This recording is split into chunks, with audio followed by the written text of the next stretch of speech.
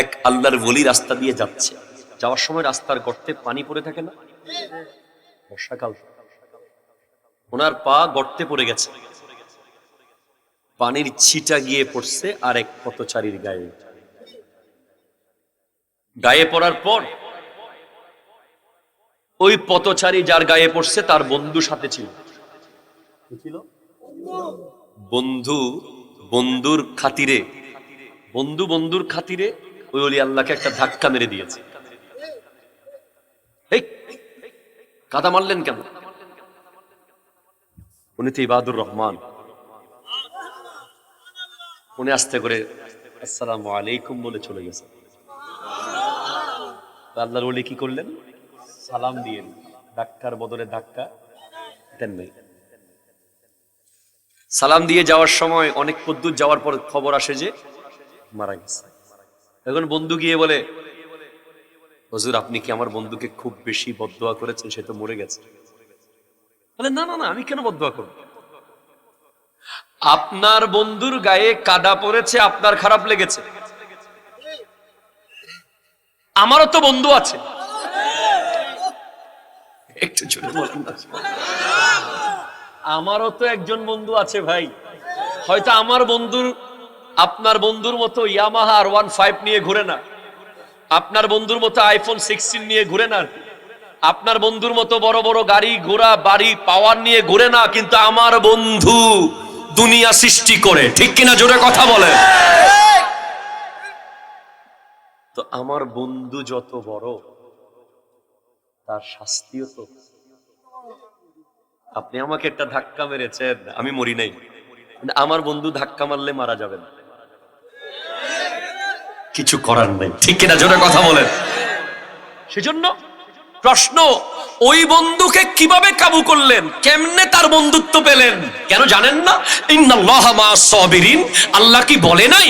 আল্লাহ তো ধৈর্যশীলদের সাথেই আছে।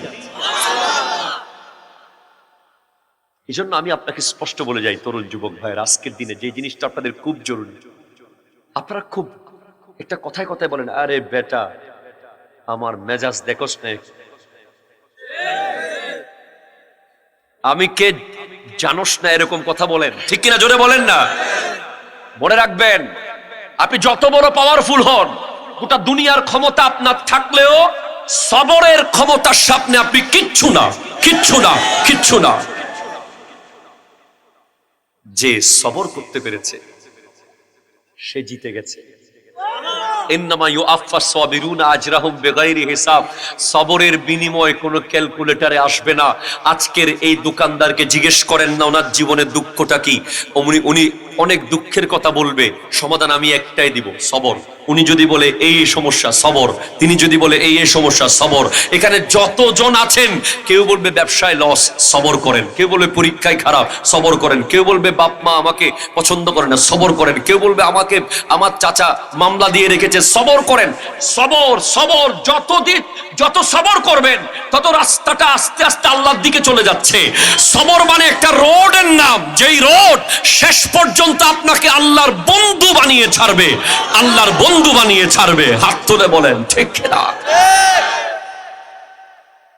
এবং যাকে ক্ষমা করে দিয়েছেন, আপনি মনে করছেন যে আয় হায় আমাকে মানলো, আমি কিছু করলাম না, না না না, অবশ্যই লিখে নেন, সে না হলে তার ছেলে, না হলে তার নাতি, না হলে তার পতি, একজন না একজনকে আল্লাহ আপনার কদমে আনবেই। না হলে আপনার বাবার কদমে আনবে, না হলে আপনার ছেলের কদমে আনবে, না হলে আপনার নাতির কদমে আনবে। যে আপনার উপর অত্যাচার করেছে সে রেহাই পাবে না, ঠিক কিনা জোরে কথা বলেন। কি বলবেন আমার বাংলাদেশের মানুষের কি রকম অজ্ঞতা থাকলে একজন বিশ্ববিখ্যাত জালিমের নামে কোরবানির পশুর নাম দিচ্ছে। আপনারা দেখেন নাই? আমি বোধহয় সর্বপ্রথম প্রতিবাদ করেছি, আর কাউকে দেখি নাই। একটা মহিষ বিক্রি হয়েছে নারায়ণগঞ্জে, নাম দেওয়া হয়েছে ডোনাল্ড ট্রাম্প। আপনি আশ্চর্য হবেন, আজকে আরেকটা এসেছে, নাম নাকি নেতানিয়াহু। মানুষ কি লেভেলের ইসলাম থেকে দূরে গেল। কতটুকু অজ্ঞ হলে, এবং ওখানে আবার এ ব্যাপারে ফতোয়া দিচ্ছে আমার বিরুদ্ধে। আমি কোরআন হাদিস দিয়ে যখন দলিল দিলাম, ওরা ফতোয়া দিচ্ছে যে পশুর নাম ডোনাল্ড ট্রাম্প দেওয়া এটা হারাম। কোথায় লেখা আছে? আচ্ছা, এজিদ নাম কেউ রেখেছেন এ পর্যন্ত? আচ্ছা বলেন ভাই, আপনি আমাকে বলেন ভাই, এজিদ 61 হিজরির আগে এজিদ নামের অনেক সাহাবা ছিল, এজিদ নামটা রাখা হতো। কিন্তু বর্তমানে কোন কুকুরের নাম আছে এজিদ? মানুষ তো কুকুরেরও নাম দেয়, টম, বব, টমি। কোন কুকুরের নাম এজিদ দেখেছেন? কোথায় মানা করা হয়েছে? আপনি কোন কিতাব দেখাইতে পারবেন আমাকে যেখানে মানা আছে? পারবেন না। বলে এটা আসমানি ফয়সালা। মীর জাফর কারো নাম আছে? ভাই নামটা কি খারাপ? মীর জাফর একত্রে হলে খারাপ, শুধু জাফর ঠিক আছে, আবার মীরও আছে। আপনি অনেক জায়গায় মীর পাবেন, মীরের বাড়ি, মীরের গ্রাম, মীর অমুক, মীর মদন, ঠিক কিনা? জোরে কথা বলেন। আবার জাফর চৌধুরী, জাফর খান, জাফর তালুকদার, জাফর জাফর জাফর। কিন্তু মীর আর জাফর একসাথে যদি কেউ নাম রাখে, কইব তখন তো পাই নাই, তোরে এখন পাইছি। ক নবাব সিরাজউদ্দৌলা কি করছিল? কথা কোন ঠিক কিনা বলেন? সাহস থাকলে একটা এজিদের নাম রাখেন, মানুষ ধরে এনে বলবে যে ওই এজিদকে তো 61 হিজরিটাতে পাই নাই, তোরে পাইছি। এটা কি ফতোয়া লাগবে? ডোনাল্ড ট্রাম্প রাখছে পশুর নাম, এরপরে রেখেছে নেতানিয়াহু, এখন একজন লিখতেছে পরেরটা বোধহয় নরেন্দ্র মোদী হবে। আপনি চিন্তা করেন, কোরবানির পশু আর রাস্তার পশু এক না। যদিও সমস্ত পশু আল্লাহর সৃষ্টি, এই পশুর একটা সম্মান আছে, আছে না নাই? কথা জোরে বলেন। কিন্তু কোরবানির সামনে, কোরবানির পশু সম্পর্কে আপনাকে অ্যালার্ট থাকতে হবে। কুরআনুল কারীম সূরা মাইদার 2 নম্বর আয়াতে রব্বুল আলামিন ইরশাদ করতে লাগলেন, বিসমিল্লাহির রহমানির রহিম, ইয়া আইয়ুহাল্লাযীনা আমানু। আমি আমার কথার ভিতরে কিন্তু আছি। আমি একটু আগে বলেছি মুমিনকে, মুমিনকে, মুমিনকে, মুমিন সে যে ইয়া আইয়ুহাল্লাযীনা আমানু বলা যত আয়াত আছে সেগুলো মানে, ঠিক কিনা? জোরে কথা বলেন, হাত তুলে বলেন না ঠিক কিনা বলেন না। কোরআনে যেই জায়গায় ইয়া আইয়ুহাল্লাযীনা আমানু আছে, ওই জায়গায় বুঝতে হবে এটা ঈমানদারকে আল্লাহ সম্বোধন করেছে, মুমিনকে সম্বোধন করে বলেছে। সুতরাং ওই আয়াত যদি কেউ না মানে, সে কি হবে? মুমিনের বিপরীত একটা শব্দ মুনাফিক। আপনি একসাথে রাত আর দিন দুইটা হতে পারবেন? আপনি একসাথে সাদা কালো হতে পারবেন? হয়তো সাদা অথবা হয়তো রাত, অথবা আপনি হয়তো মুনাফিক অথবা মুমিন। তো আল্লাহ কি বলছেন? আল্লাহ বলছেন ইয়া আইয়ুহাল্লাযীনা আমানু, হে ঈমানদার, লা তুহিল্লু শাআইরাল্লাহ, তোমরা আল্লাহর নিদর্শনকে অবমাননা করিও না। বদ্দা কেন জোরে সুবহানাল্লাহ হন না বাজ? আল্লাহ তোমার নিদর্শনগুলো কি একটু বলো। বলে ওয়ালা শাহরাল হারাম, 4টা হারাম মাস, জিলকদ, জিলহজ, মুহররম, রজব, এই 4টা মাস হলো আল্লাহর নিদর্শন। জোরে বলেন সুবহানাল্লাহ। ওয়ালাল হাদিয়া, হাদিয়া মানে, হাদি মানে কোরবানির পশু। কোরবানির পশু হলো আল্লাহর নিদর্শন, নিদর্শন, নিদর্শন, নিদর্শন। জয়নুল আবেদিন ব্যক্তিগত কথা বলে নাই, বাংলাদেশের কোন লেখকের বই থেকে বলে নাই, পৃথিবীর কোন লেখকের বই থেকে বলে নাই।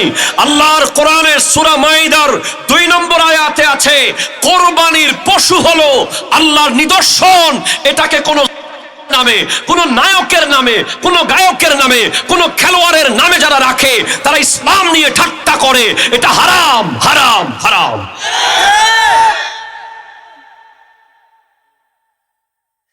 আল্লাহ আর কি আছে? বলে ওয়ালাল কালাইদ,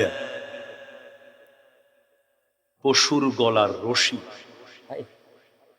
কোরবানির পশুর গলার রশিটাও আল্লাহর নিদর্শন। কত দামি এই পশু! আপনি একটু ভাবেন, জাস্ট ইমাজিন, কত রশি পড়ে থাকে, কিন্তু যেই রশিটা কোরবানির পশুর গলায় লেগে গেছে, ওটাকে আপনি আর বেচতে পারবেন? নিয়ম, ওটা আপনি রাখতে পারবেন অথবা দিয়ে দিতে পারবেন। ওটাকে, ওই রশিটা দিয়ে আপনি যা তা করতে পারবেন না। ওটা আল্লাহর নিদর্শন, ওটার কথা কোরআনে এসেছে।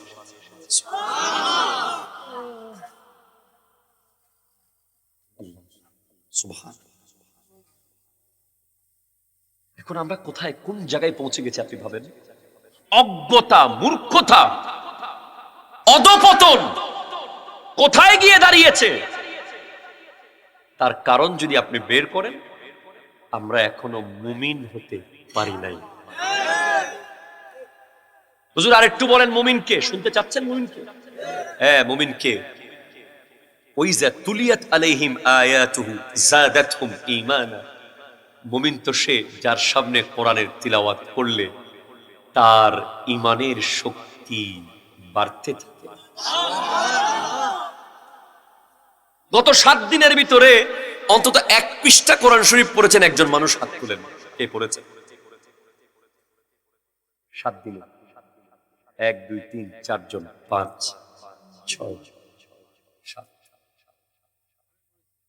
8।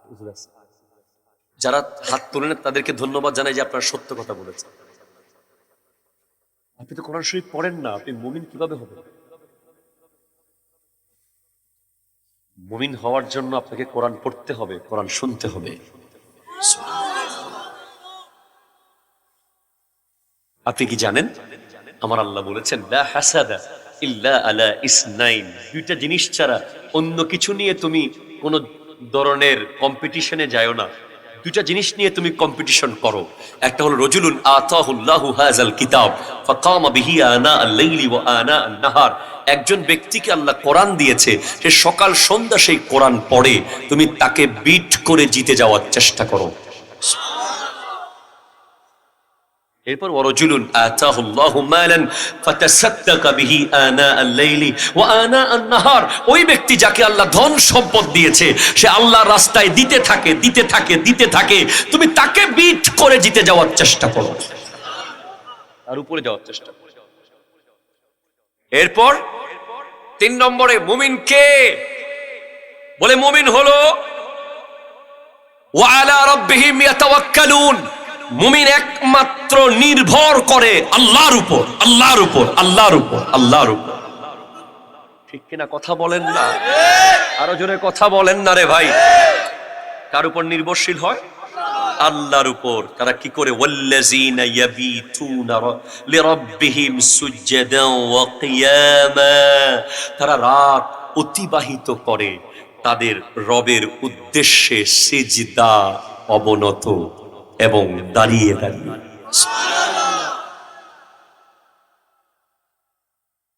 এখন আছে এই যুগে, আপনি এখন তাহাজ্জুদ পড়ার যুবক পাবেন?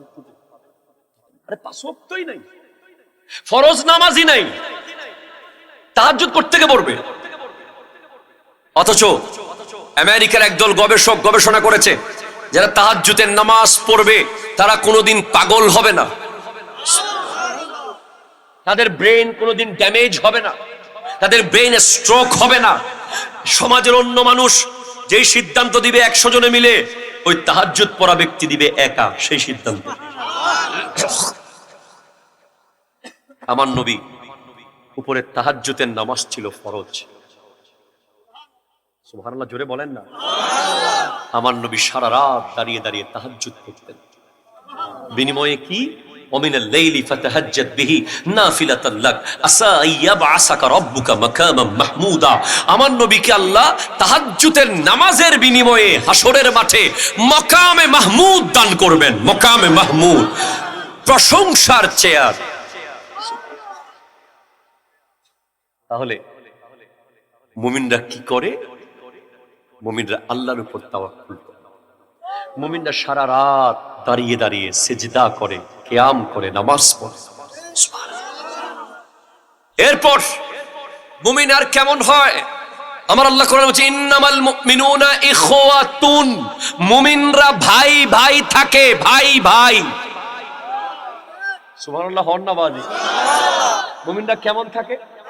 আরো জোরে, কেমন থাকে?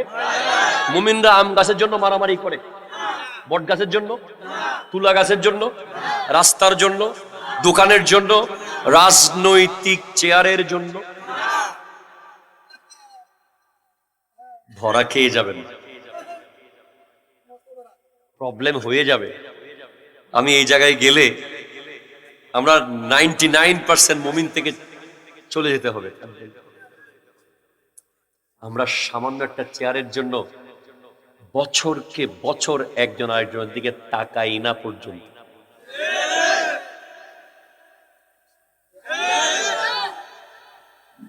আই ডোন্ট নো এখানে কেউ পলিটিক্স করে কিনা। I am not politician. আমি কোরআন অনুযায়ী বলছি যে মনে রাখবেন পৃথিবীতে 1 নম্বরে হলো ঈমান। ঠিক কিনা জোরে বলেন।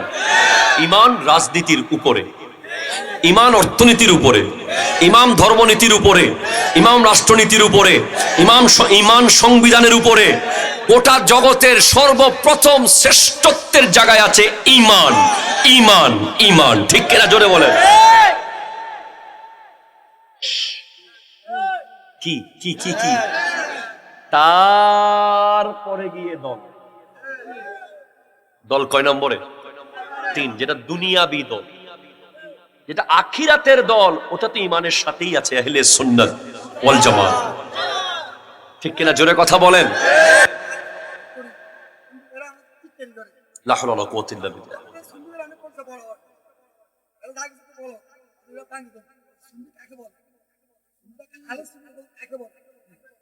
সুন্দর।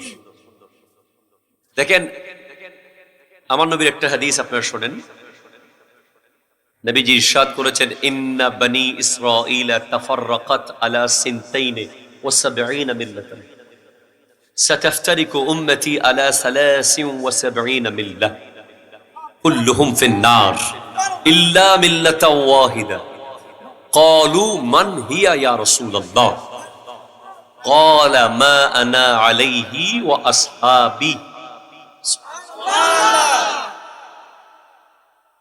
নবীজি বলছেন নিশ্চয়ই বনি ইসরাইল 72 ফেরকা হয়েছে, আমার উম্মত 73 ফেরকায় ভাগ হবে। তার মধ্যে 72 দল যাবে জাহান্নামে, 1 দল যাবে জান্নাতে। এটা কোন দল? বলে মা আনা আলাইহি ওয়া আসহাবি, যেই দলে আমি আছি আর আমার সাহাবা আছে। তো আপনি প্রশ্ন করতে পারেন তাহলে আহলে বাইত রাসূল কোথায়? হ্যাঁ, এটাও ভেঙে দিতে হবে। সাহাবারা সবাই আহলে বাইত নয়, কিন্তু আহলে বাইতরা সবাই সাহাবা। এজন্য আসহাবি বলার মাধ্যমে ভিতরে আহলে বাইত এসে গেছে। আহলে সুন্নাত ওয়াল জামাত এটা ওয়ান কাইন্ড অফ, আপনি যদি এটা একটা গাড়ি ধরেন, গাড়ি যেটা জান্নাতের দিকে রওনা হয়েছে। আপনার লাকসাম থেকে ঢাকার গাড়ি আছে না? কি নাম? তিশা। আপনি মন চাইলে উঠতে পারেন, না চাইলে নাও উঠতে পারেন, পরের গাড়ি আছে নাই? কি নাম? আল বারাকা আছে না নাই? এবার আপনি যদি একটু একটু ওই চাঁদপুর রোডে চলে যান তাহলে আইদি আছে, আইদি। তারপর আছে বাগদাদ, আছে না? বাগদাদ না পেলে আইদিতে উঠবেন, আইদি না পেলে তিশাতে উঠবেন, তিশাতে না পেলে আল বারাকাতে উঠবেন। একটা না একটা আছে। কোথায় যাবেন? দুবাই যাবেন? যাবেন দুবাই, যান, অসুবিধা কি? এমিরাটস মিস হয়েছে, এয়ার আরাবিয়া মিস হয়েছে, বিমান বাংলাদেশ এয়ারলাইন্স আছে। কোথায় যাবেন? সিলেট যাবেন ট্রেনে? আচ্ছা, পাহাড়িকা মিস হয়ে গেলে উদয়ন আছে। কথা কোন ঠিক কিনা জোরে বলেন। ওই জান্নাতে যাবেন, জান্নাতে গাড়ি কিন্তু একটাই আছে ভাই, একটাই। মিস হয়ে গেলে আর কোনো গাড়ি নাই। ওটার নাম আহলে সুন্নাত ওয়াল জামাত। আত্মলে বলো ঠিক কেনা। সুন্নাত ওয়াল জামাতের গাড়ির চাকা হলো 4টা। কয়টা ভাই? হাইওয়ে রোডে সাইড সেক্টর গাড়ি নিরাপদ বেশি, ঠিক কিনা জোরে কথা বলেন? Safety first. প্রথম চাকার নাম হলো কোরআন, আরো জোরে আরো জোরে আরো জোরে। 2 নম্বর হলো সুন্নাহ, 3 নম্বর হলো আহলে বাইত, 4 নম্বর হলো সাহাবা। এই চারটার একটা যাদের কম, এই চারটার তাজিম সম্মান মেনে চলা যাদের মধ্যে একটা চাকা কম, তারা আহলে সুন্নাত হবে না। শুধু কোরআন শুধু কোরআন শুধু কোরআন করবে, আহলে সুন্নাত হবে না। শুধু হাদিস শুধু হাদিস শুধু হাদিস, আহলে সুন্নাত না, আহলে হাদিস, ঠিক কিনা জোরে বলেন? আবার শুধু সাহাবা শুধু সাহাবা, আহলে বাইতের বিরোধিতা করবে, এটাও আহলে সুন্নাত না, এটাও বাতিল। আবার শুধু আহলে বাইত শুধু আহলে বাইত, সাহাবায়ে কেরামের বিরোধিতা করবে, এটাও শিয়া, বাতিল, ঠিক কিনা কথা বলেন? আসলে জামাত হলো যাদের কাছে এই চারটা জিনিস থাকবে, কোরআন, সুন্নাহ, আহলে বাইত, সাহাবা। ওই এই 4 ক্যাটাগরির তাজিম সম্মান মেনে চলা পরিপূর্ণভাবে, সুবহানাল্লাহ জোরে বলেন। আবার ওয়াজের মধ্যে গান গাইতে গাইতে স্টেজ ভেঙে ফেলা ভণ্ড। ক্লিয়ার কথা বলেন, ঠিক কিনা জোরে বলেন? ওলি আল্লাহর ওরসের নামে নাচ গান ভণ্ড। নারী পুরুষের অবাধ মেলামেশা ভণ্ড। ওলি আল্লাহর ওরসে মেলার নাম দিয়ে লিপস্টিকের দোকান ভণ্ড। জিকিরের নামে কি, আরো জোরে বলেন। মনে রাখবেন, শরীয়ত এবং তরিকত বরাবর মেনে চলা হলো আহলে সুন্নাত ওয়াল জামাত। নিজের ইচ্ছা মতো যা তা করবেন, নিজেকে সুন্নি দাবি করবেন, এটা হবে না। এগুলোকে আমরা বন্ড বলি। বন্ড শুধু বলি না, বন্ড মানিও, ঠিক কিনা জোরে বলেন? এদের কোনো আশ্রয় প্রশ্রয় আমাদের কাছে নাই। ঢালাও ভাবে সবাইকে ভণ্ড বলে দেবেন না। আমরা মাজারে সিজদা করাকে হারাম মনে করি। সিজদা কাকে করবেন? আর জোরে কাকে? মাজারে আমরা জিয়ারত করি, আমরা ওলি আল্লাহর ওরস করি, কোরআন সুন্নাহ সম্মত। যে সমস্ত ওরসেন মহিলা গায়িকা এনে গান গাওয়ায়, এরা হচ্ছে টাটকা 100% বন্ড। এদের সাথে আহলে সুন্নাতের কোনো সম্পর্ক নাই নাই নাই নাই। এদের তওবা করতে হবে। আমার ভাই যেটা প্রশ্ন করেছে, 1 নম্বর প্রশ্ন হলো, ইটস ইম্পর্টেন্ট কোয়েশ্চেন, অনেক লম্বা প্রশ্ন। আসসালামু আলাইকুম, আপনার কাছে একটি প্রশ্ন। আমি একজন যুবক, আপনি নিজেও যুবক, তাই আমি কি বলতে চাই বুঝবেন। বর্তমান সমাজে কিছু মেয়ে আছে, আমাদেরকে তাদের মিথ্যা ভালোবাসায় ছলনায় ফেলে টাকা পাইলে বুড়া কাকার হাত ধরে চলে যায়, আর আমাদের জীবন নষ্ট করে দেয়। তাদের সম্পর্কে কিছু বলেন। লা হাওলা ওয়ালা কুওয়াতা ইল্লা বিল্লাহ। আচ্ছা শোনেন, আপনি যেটা আমার মুখ থেকে বের করতে চাচ্ছেন, এটা বের করতে পারবেন না। আমি বুঝেছি আপনি কি বলতে চাচ্ছেন। আমি প্রথমেই বলবো, তোমাকে যে মেয়ে ছলনায় ফেলেছে সে এক বাটপাত, তুমি আরেক বাটপাত, ঠিক কিনা জোরে কথা বলেন? তোমাকে ওই মেয়ের ছলনায় পড়ার অনুমতি কে দিয়েছে? তোমাকে ইসলাম কি বলেছে কোনো মেয়ের সাথে সম্পর্ক করতে? কেন তুমি ছলনায় গিয়েছো? ওটা তো শয়তানের রশি ছিল, তোমাকে রশি দিয়ে শয়তান বেঁধেছে। এটা সম্পূর্ণ হারাম। তুমি মুমিন হতে পারো না এখনো। মুমিন কোনো বেগানা মেয়ের সাথে সম্পর্ক করতে পারে না, ঠিক কিনা কথা জোরে বলেন? মুমিন কোনো বেগানার দিকে তাকাতে পারে না, বেগানার সাথে ফোনে কথা বলতে পারে না, বেগানার সাথে পার্কে গিয়ে বসতে পারে না, বেগানার সাথে ফেসবুকে চ্যাট করতে পারে না, বেগানার সাথে হোয়াটসঅ্যাপে নক করতে পারে না। আবার রমজান মাসে সেহরিতেও ডেকে দেয়।